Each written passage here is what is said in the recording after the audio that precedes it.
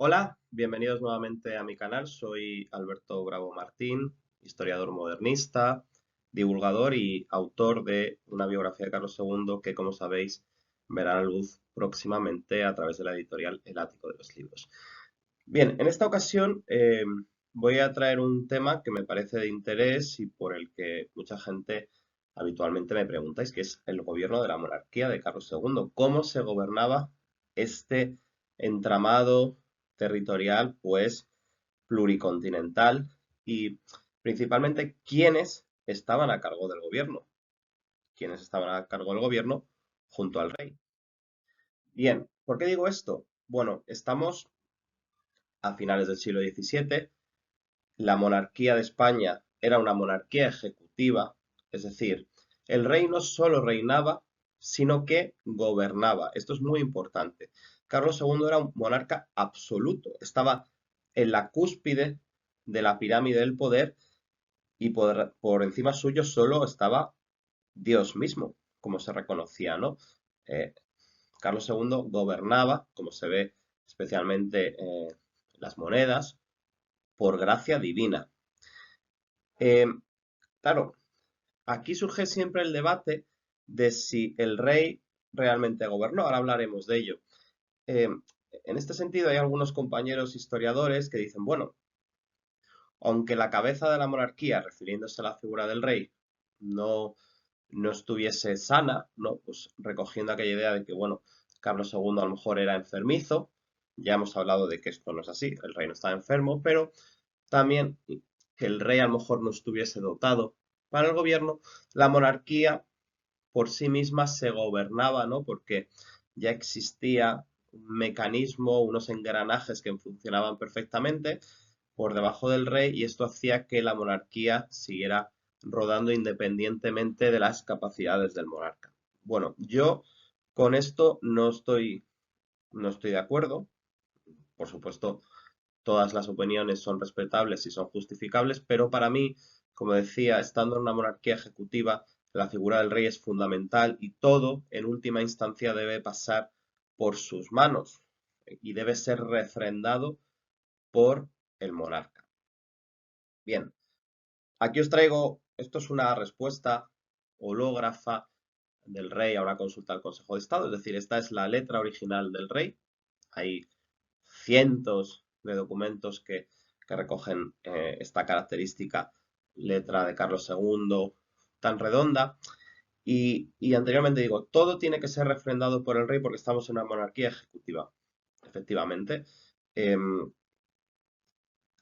de manera oficial, sobre todo aquellas disposiciones más importantes, debían ser firmadas por su real mano, llevar su real sello secreto y ser refrendadas por un secretario, por lo general el de Estado y del despacho universal.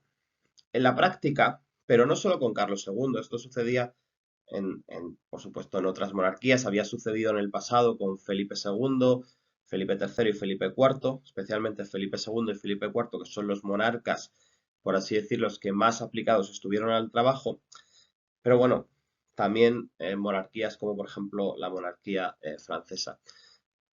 ¿A qué me estoy refiriendo? Que, claro, era tal la cantidad de papeles que debía ver el rey que era imposible en muchas ocasiones que el monarca firmase y viese todo. Entonces se había inventado una cosa que se llama la firma de estampilla, que básicamente era una especie de sello de plata que reproducía la firma del monarca y que estaban autorizados para usarlo los secretarios del rey, los secretarios de Estado, para refrendar en su nombre algunos o documentos o para firmar algunos documentos. Eh, Otros, sin embargo, venían firmados por la propia mano del monarca. Por eso aquello de despachar, ¿no? Y de acudir al despacho. Había reyes o hubo reyes, pues como decíamos, mucho más involucrados en el despacho de los negocios.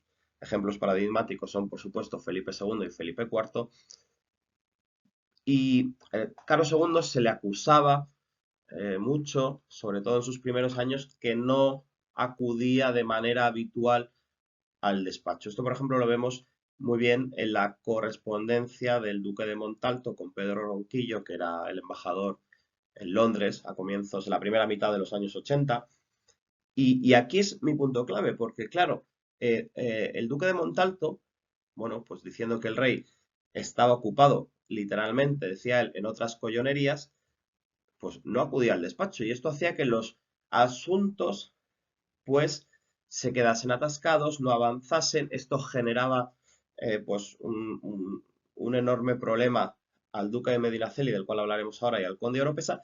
Y aquí es donde yo veo, efectivamente, que bueno, la monarquía podría seguir funcionando independientemente de que el rey se aplicase más o menos a los negocios, pero evidentemente se desprende que si el rey no acudía al despacho, algunos asuntos, que son los principales de gran política, estaban paralizados. Y ahí vemos como efectivamente la figura del rey es fundamental. Se necesita que el rey vea los papeles, que atienda a las consultas de los distintos consejos, que refrende las cosas, porque de lo contrario pues la monarquía está paralizada.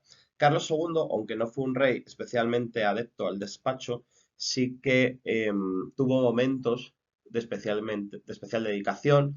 Yo he identificado algunos, por ejemplo, durante el ministerio de Don Juan, del cual también hablaremos, luego en los primeros meses del gobierno de Medinaceli y tras la caída de Oropesa en el año 1691, la primera caída. Luego hay momentos puntuales. He identificado también que hay cuestiones que el rey pues se aplicaba especialmente o le interesaban especialmente o consideraba que su presencia era más importante. Pues asuntos dinásticos, asuntos que podían implicar una amputación territorial de la monarquía, en fin, hay algunas cuestiones que el rey consideraba que eran más importantes y que debía atender en persona.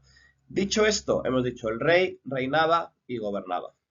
Bueno, un único hombre no puede regir una monarquía pues, de millones de kilómetros cuadrados, un imperio pluricontinental, pero vamos, ni él ni tampoco pudieron en su día Felipe II ni Felipe IV, porque a pesar, bueno, Felipe IV conocemos sus válidos, Felipe II también tuvo sus hombres de confianza, como por ejemplo el Marqués de Castel Rodrigo, bueno, en su momento Antonio Pérez, es decir, el rey, por mucho que se aplicase el trabajo, no podía gobernar semejante conjunto territorial solo.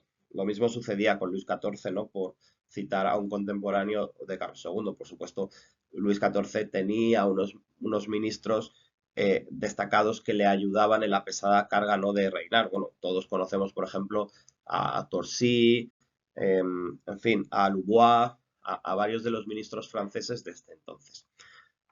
Entonces, vamos a ver qué hombres y qué mujeres ayudaron al rey, pues, a reinar y que por tanto le ayudaron a gobernar. Bueno, imprescindible, por supuesto, hablar en primer lugar de su propia madre, de Mariana de Austria, ¿no? Que, según el testamento de Felipe IV, fue la encargada o tenía que ser la encargada de gobernar en nombre de su hijo durante la menor edad. Sabemos que la mayoría de edad del rey fue marcada por su padre en su 14 cumpleaños, es decir, se debía cumplir en 1675, por lo tanto, de 1665 a 1675, aunque esto se prorrogó un año más, la reina gobernó la monarquía y además la gobernó con prácticamente plena potestad, es decir, Felipe IV dejó claramente que ella debía gobernar del mismo modo que él lo había hecho y su firma, la firma del rey, que es la que realmente daba validez a los documentos, la firma en este caso de la reina, tenía pues el mismo valor que si fuera el rey. Pero no solo en asuntos políticos, esto también lo vemos, por ejemplo, en asuntos de gracia, en Mercedes, etcétera, en las cuales la reina firma no con ese habitual yo la reina, aunque en muchas ocasiones, por no decir la mayor parte, sí que dice, ¿no? Pues yo la reina en nombre de el rey mi hijo, que al fin y al cabo ella, por así decirlo, su papel principal era la conservación de la monarquía, ¿no? Hasta que su hijo pudiera gobernar. ¿La reina gobernó sola? Pues tampoco en este caso.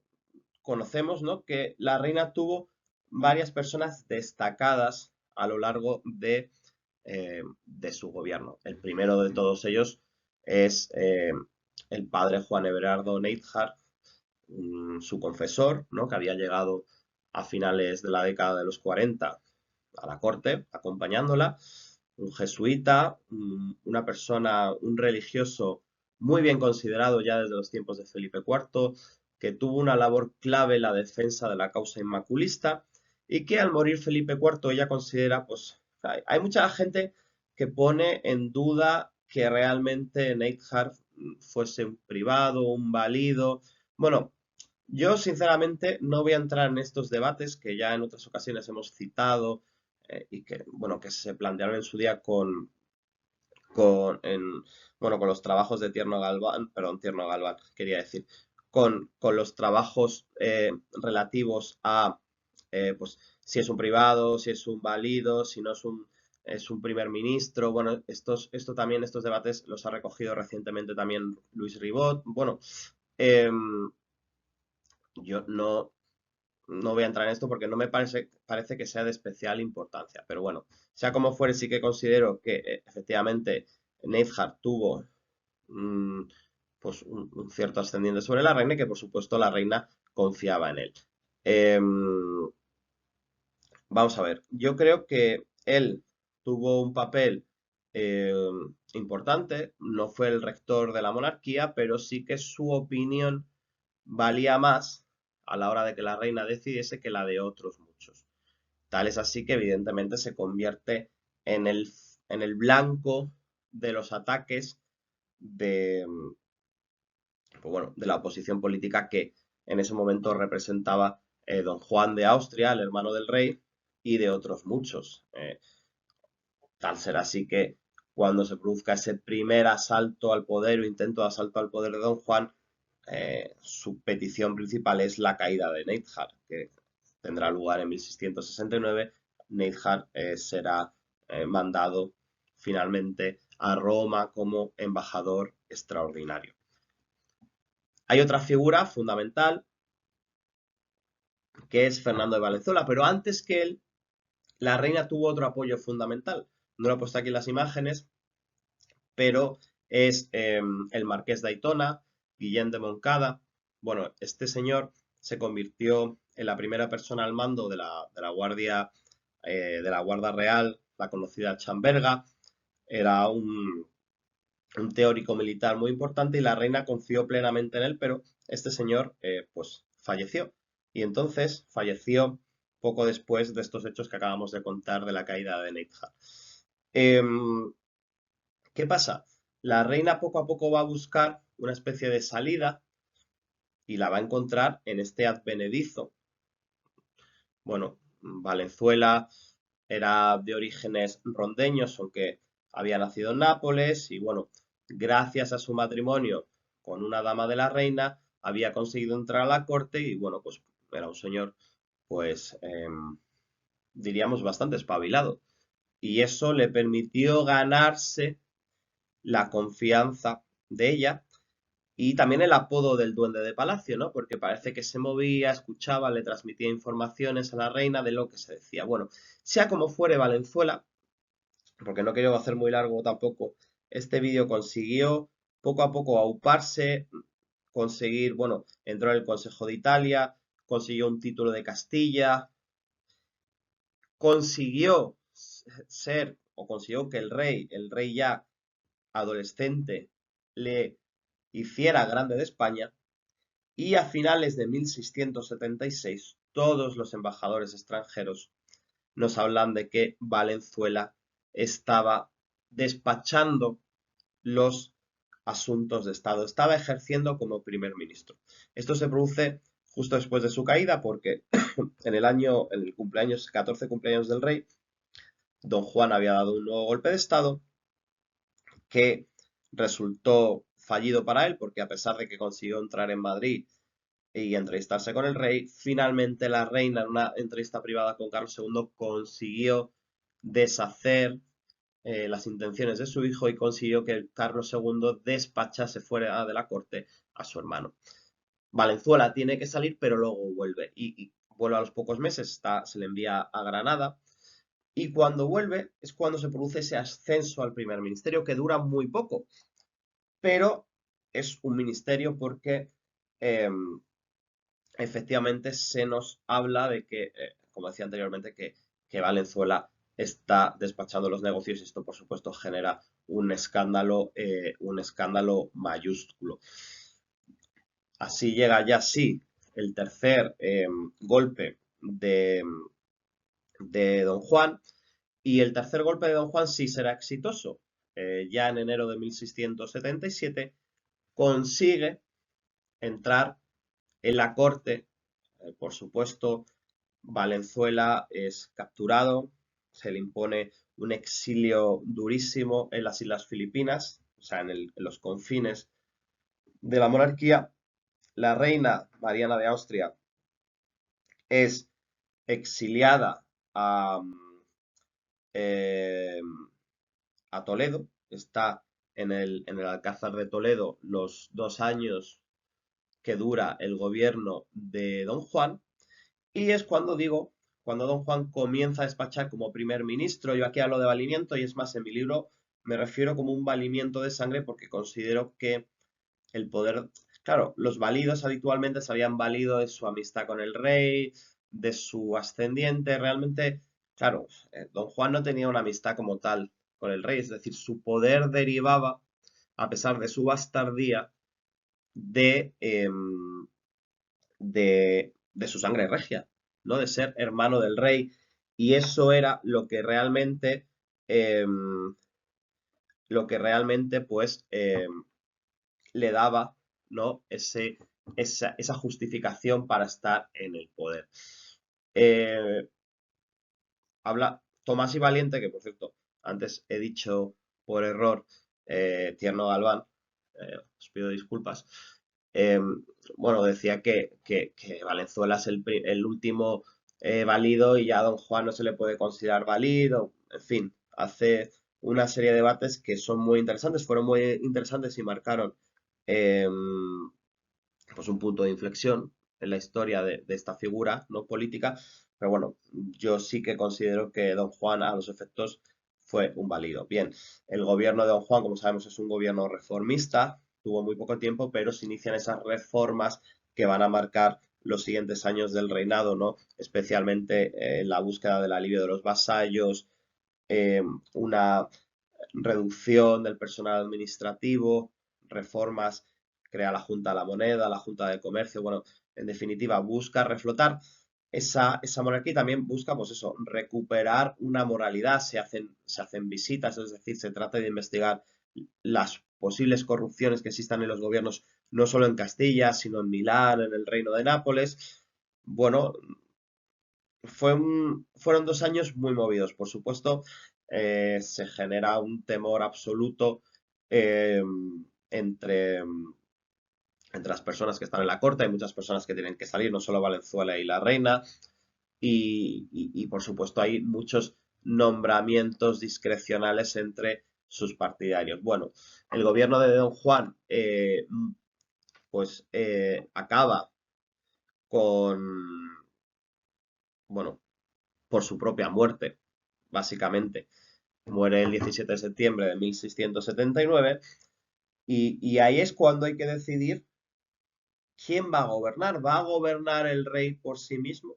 ¿Se va a apoyar en alguien? La reina madre vuelve. Lo primero que hace Carlos II cuando muere Don Juan es ir a buscar a su madre y traerla de vuelta a Madrid. La reina va a recuperar esa posición preeminente. Bueno, finalmente, en febrero de 1680 se decide. Tengamos en cuenta que Don Juan muere en septiembre. Hay 3 meses ahí en los que se debate si, si va a ser el rey solo, si va a gobernar con una junta, si va a estar la reina, como decía. Los embajadores, cada uno tiene su punto de vista. Lo cierto es que, como decía finalmente en febrero de 1680, el rey nombra primer ministro y además es claro, ¿no? Porque hay un nombramiento clarísimo en el cual dice primer ministro, por eso aquí hablo de ministerio, al duque de Medinaceli, octavo duque de Medinaceli, que era su sumiller de coros. poco tiempo antes, unos años antes, en 1674, justo cuando el rey va a cumplir la mayoría de edad, se forma la Casa del Rey con los principales cargos palatinos, que son el mayordomo mayor, el caballerizo mayor y el sumiller de corps, que era el encargado del gobierno de la Cámara del Rey, de las estancias más privadas. Entonces, ese estar cercano al rey va a permitir a Medinaceli auparse al primer ministerio y contar con la confianza regia. Aparte, Medinaceli, lógicamente, era uno de los grandes de España más ricos, por no decir el más rico, con unas parentelas y unas redes clientelares enormes, estaba emparentado con las principales familias. Él mismo descendía de sangre regia, ¿no? Porque sabemos que los duques de Medinaceli, que son los de la Cerda, descienden de los infantes de la Cerda, es decir, de los hijos o del hijo primogénito de Alfonso X el Sabio, y bueno, lógicamente eran de Prosapia. Eh, Medinaceli va a seguir la estela reformista de Don Juan. Para la historia ha quedado, por supuesto, pues, sus reformas o las pragmáticas de la moneda, ¿no? Para tratar de eliminar ese gran problema de la monarquía que era la moneda de vellón, ¿no? De cobre en teoría ligado con plata, la realidad muchas veces es que no, y que estaba viciando la economía castellana, ¿no? Se aplicaron una serie de pragmáticas y reformas que van a ser traumáticas y van a generar una crisis en el corto plazo, pero que a largo plazo serán fundamentales. El Medinaceli, como decía, en los primeros meses, habíamos dicho anteriormente, Carlos II se implica en el gobierno y esto se ve claramente porque hay muchas respuestas a consultas del Consejo de Estado que son manuscritas del propio rey, lo cual no es tan habitual. Normalmente las respuestas las escribía un secretario dictadas por el rey o, bueno, o dictadas quizá por el primer ministro. Pero bueno, así serían los cinco años siguientes. Perdonad porque ahí pone 1686, es 1680-1685.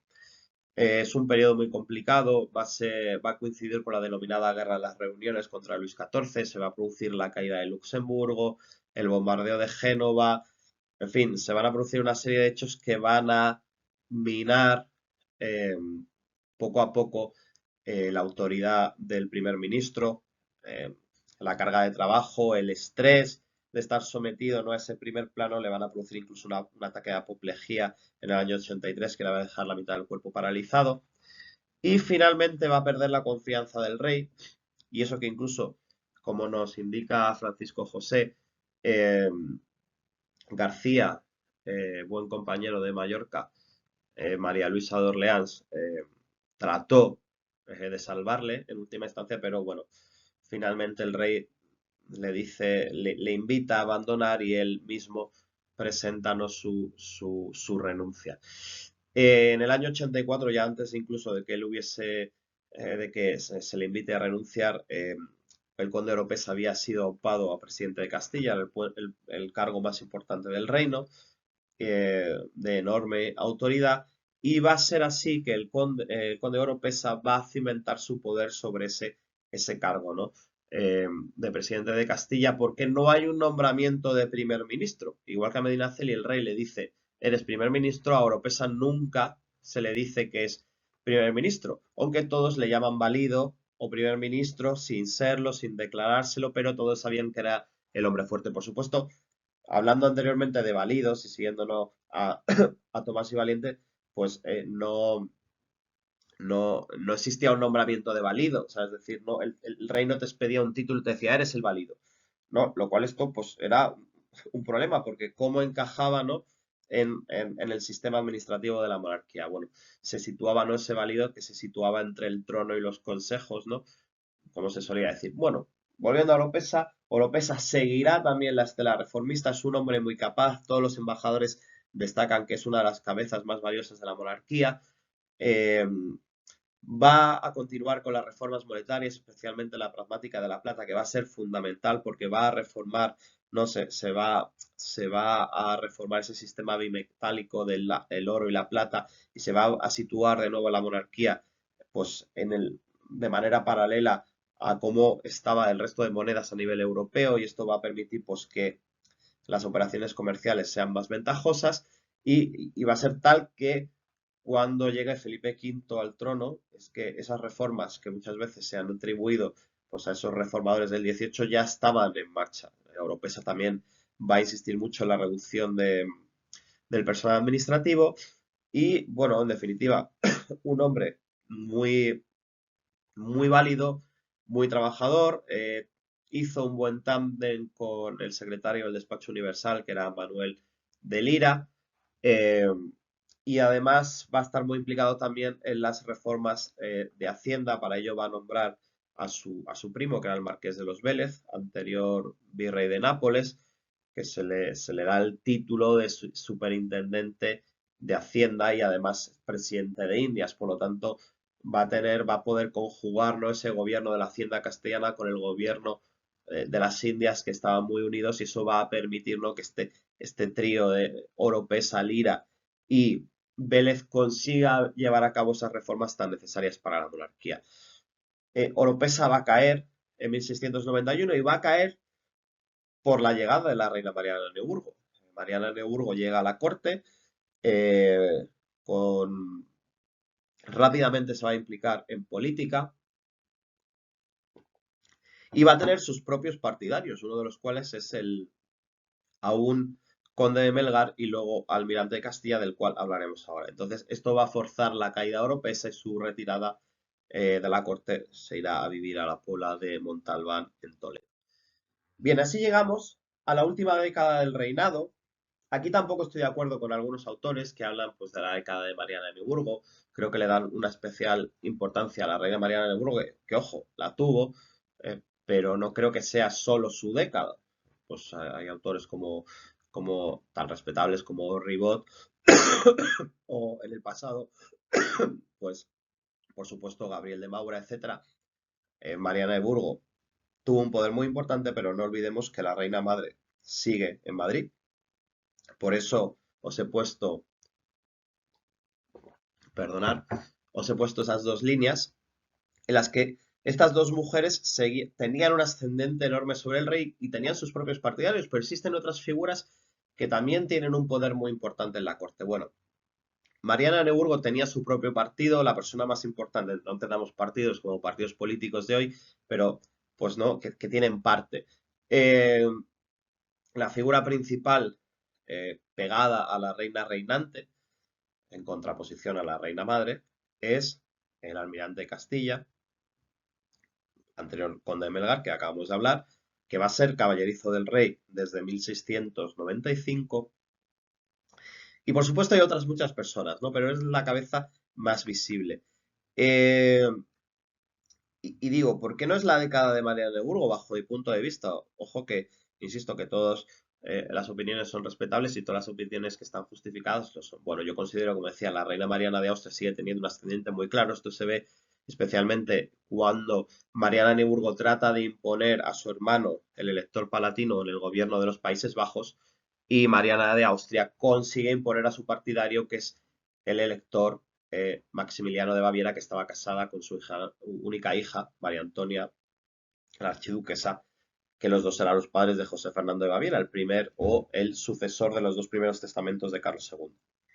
Ahí se ve cómo la reina madre sigue teniendo un ascendiente claro. La reina madre fallece en 1696, que casualmente también es el año en el que fallece el condestable de Castilla, que lo podéis ver en la parte izquierda, que yo considero que también es un hombre que tiene un poder importante. El condestable de Castilla, que además era el mayordomo mayor del rey, es decir, era el jefe de la casa del rey, y era el decano del Consejo de Estado. Y se ve en las consultas del Consejo de Estado, o así lo veo yo al menos, que tiene la voz cantante. En muchas ocasiones el resto de consejeros de Estado dicen, bueno, como dice el condestable de Castilla, y hay muchos embajadores que dicen efectivamente que, a pesar de que era un señor bastante gruñón, ya era una persona anciana y, bueno, bastante más anciana que el rey, y que al rey no le gustaban muchas veces sus modos un poco, bueno, pues, insisto, era una persona ya anciana, sí que reconocía su valor y su experiencia. Era un hombre que, lógicamente, había sido gobernador de los Países Bajos, que tenía muchos años detrás de experiencia política, y él también muere en el año 96. Por eso yo creo que a partir del año 96, cuando podemos hablar ya sí de esos años de Mariana de Neuburgo especialmente, pero ni con esas, porque ella incluso, pues tiene problemas, tiene tantos problemas que necesita, tanto ella como el almirante, volver a llamar a la corte al conde de Oropesa y nombrarle en el año 98 de nuevo presidente de Castilla. Es decir, Oropesa vuelve porque es la reina y el almirante reconocen que él es una persona de enorme valía y a pesar de que habían gestionado para hacerle caer, finalmente le reintroducen en la corte y le hacen formar parte, ¿no?, del partido. Bueno, tanto el almirante como el conde de Oropesa van a caer en el famoso motín de los gatos de abril de 1699. El partido de la reina va a quedar desmoronado. Hay una figura que comienza a elevarse, que es el cardenal Portocarrero, arzobispo de Toledo, por ojo. Desmoronarse no significa que la reina de repente ya no tiene ningún poder. De hecho, lo sigue teniendo y a finales de 1699 consigue reformar el Consejo de Estado. Bueno, porque muchos habían fallecido, porque otros no estaban, y consiguen nombrar a consejeros de Estado de su cuerda. Eh, grandes de España y otros que estaban fuera de la corte, pero que eran partidarios suyos, como por ejemplo el príncipe de Bohemond, que en aquel momento era gobernador de Milán, o el noveno duque de Medinaceli, hijo del octavo que hemos hablado, que estaba en Nápoles como virrey. Portocarrero, que parece que va a ascender, mm, sale de la corte, está en Toledo porque reconoce su derrota ante la reina. Estamos hablando de finales de 1699. Pero la situación va a empezar a cambiar, el príncipe de Baviera ha fallecido y y van a, van a producirse esos últimos meses de vida del rey y va a producirse un momento fundamental que va a ser ya en octubre de 1700, bueno, incluso antes, porque ya en junio, julio, cuando se tienen los de 1700, se tienen lugar las consultas y los debates sobre la sucesión. Portocarrero ha vuelto a la corte, Portocarrero empieza a ganar fuerza en el Consejo de Estado y gana tanta fuerza que es a lo que iba que en octubre de 1700 el rey le nombra gobernador civil y militar de la monarquía. No nombra a la reina, nombra a Portocarrero en octubre. Inédito, esto lo podréis ver en el libro, unos meses antes, o en el año 98, había otorgado el gobierno de la monarquía al conde de Oropesa. Eso queda roto en un papel, pero en octubre, que es a lo que vamos ahora, Portocarrero, finales de octubre, es nombrado gobernador de la monarquía. El rey muere el 1 de enero de perdón, el 1 de noviembre de 1700, como sabemos. eh, Había hecho su testamento casi un mes antes y en ese testamento había establecido una junta de gobierno que reproduce prácticamente la junta de gobierno que Felipe IV había instituido en 1665, ¿no? Porque tenían parte el presidente de Castilla, el presidente de Aragón, el arzobispo de Toledo, eh, el, el, eh, bueno, el inquisidor general, un grande de España, etcétera. ¿Qué pasa? Que claro, en este juego político o en este nuevo gobierno, la reina no tenía un papel, o sí, sí tenía, porque el rey le da un voto, ¿no?, de calidad a la reina Mariana de Burgos. Es decir, que en caso de que los gobernadores pues, no se pongan de acuerdo, quien decide finalmente es la reina de Neuburgo, la reina Mariana de Neuburgo, pero no queda ella como gobernadora única de la monarquía. De hecho, se establece que a partir de entonces los decretos, etcétera, los firmará la reina y los señores gobernadores del reino, ¿no? Claro, además Portocarrero seguía siendo gobernador de la monarquía, es decir, no se había roto ese papel que decía que él era el gobernador y a todos los efectos quien va a llevar la voz cantante es Portocarrero y esto lo sabe especialmente en Versalles Luis XIV, ¿no? Que a sus hombres aquí le dicen Portocarrero es nuestro hombre.